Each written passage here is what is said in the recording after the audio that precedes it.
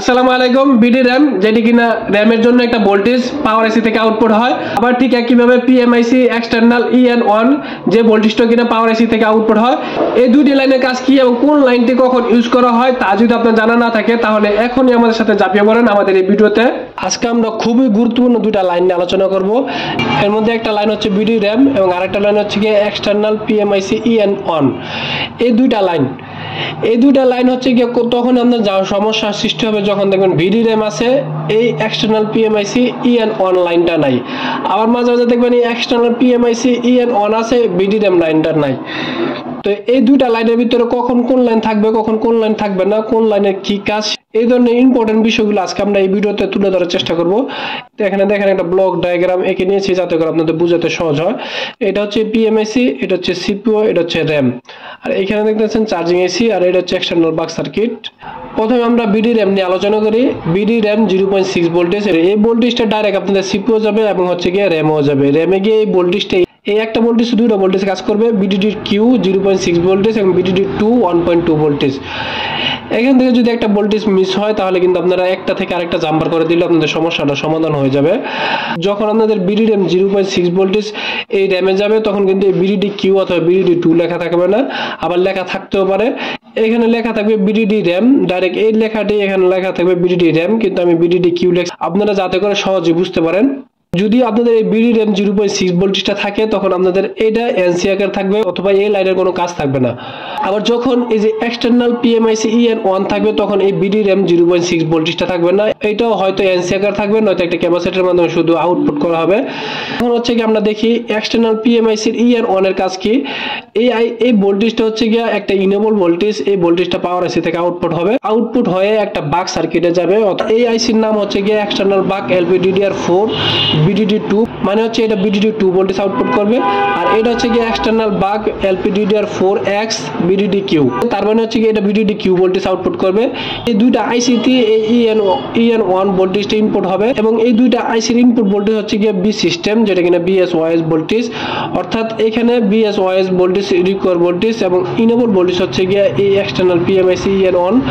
যখন এই দুইটা ভোল্টেজ এই দুইটা আইসি পাবে তখন হচ্ছে কি এই দুইটা আইসি দুইটা ভোল্টেজ আউটপুট করবে।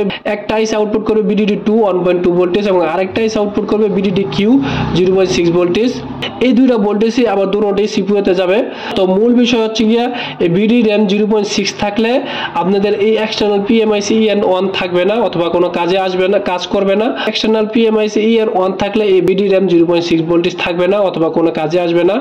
এখানে আরেকটা ইম্পর্টেন্ট বিষয় হচ্ছে কি আমরা BDDQ এবং BDD2 এর জন্য দুইটা আলাদা আলাদা আইসি এঁকে দেখেছি।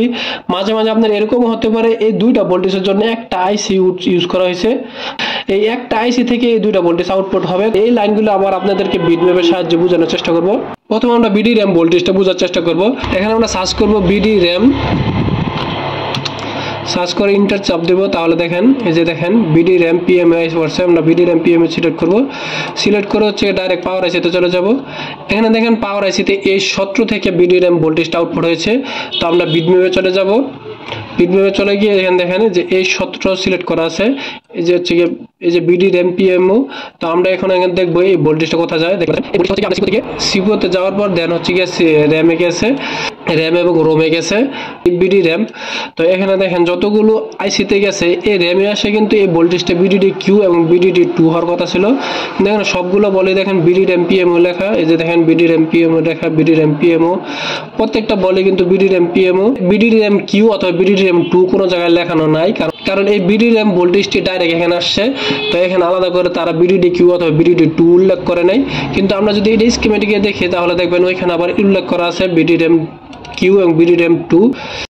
এখানে দেখেন এই বিডি র্যাম ভোল্টেজটা যদি আপনাদেরকে স্কিমেটিকে দেখায় তাহলে দেখবেন এই যে বিডি র্যাম পিএমও, এটি দেখেন ইএমএসি তে এসে BDD2 এবং BDDQ ভোল্টেজ হয়েছে, মানে একটা ভোল্টেজ এখানে এসে দুইটা ভোল্টেজ হয়েছে। এখানে কিন্তু লেখা দেখাইছে BDDQ এবং BDD2, কিন্তু এটা যদি আবার বিটম্যাপে দেখায় দেখেন এখানে বিটম্যাপে কিন্তু কোনো BDD2 অথবা BDDQ কোনো নামই নাই, সব হচ্ছে BD RAM PMO. External PMIC EN1 কে কি হিসাবে কাজে লাগাইছে, PMIC/EN1 এই লাইনটাকে আমরা দেখবো কি হিসাবে কাজে লাগাইছে। দেখেন এখানে এক্সটার্নাল পিএমআইসি EN1 এটা হচ্ছে M5 থেকে আউটপুট হয়েছে। আমরা এখন বিটম্যাপে চলে যাব। বিটম্যাপে গিয়ে আমরা M5 সিলেক্ট করব। এই যে দেখেন M5NC দেখানো হয়েছে, এই যে দেখেন M5NC, তার মানে এখানে এক্সটার্নাল PMIC EN1 কে কোনো লাইন হিসেবে দেখানো হয় নাই। আরেকটা ডায়াগ্রাম দেখবো যেটার মধ্যে এক্সটার্নাল PMIC কে কাজে নিয়েছে কিন্তু BDRAM কে কোনোভাবে কাজে নেয় নাই। তো আমরা এখন হচ্ছে Redmi 9C তে চলে যাব। এখন আমরা লিখবো গিয়া এক্সটার্নাল PMIC EN1 সার্চ দিব। সার্চ দিলে হচ্ছে গিয়া এখানে দেখেন এই যে এক্সটার্নাল PMIC EN1 M5 থেকে আউটপুট হয়েছে। এখন আমরা পাওয়ার আইসির M5 সিলেক্ট করব।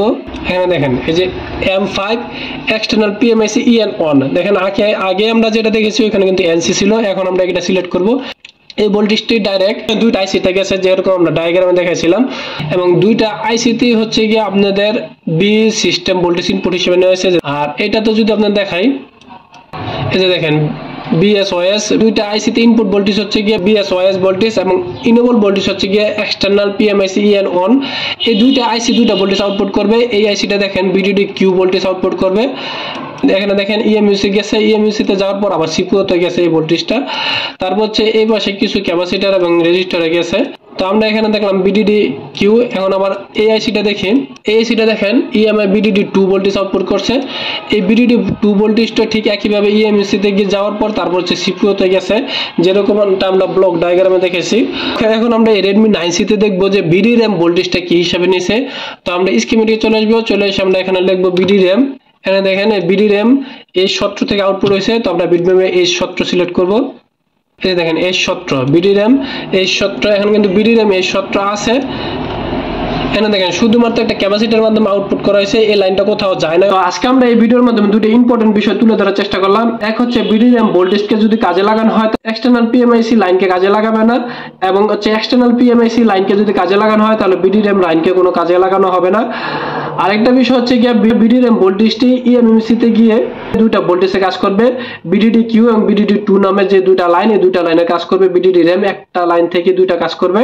তো আশা করছি আজকে আমাদের ভিডিওর যে মূল থিমটা, সেই থিমটা আপনারা বুঝতে পেরেছেন। ভিডিওটা ভালো লাগলে অবশ্যই নিজের ওয়ালে শেয়ার রাখবেন। সবাইকে ধন্যবাদ। আসসালামু আলাইকুম।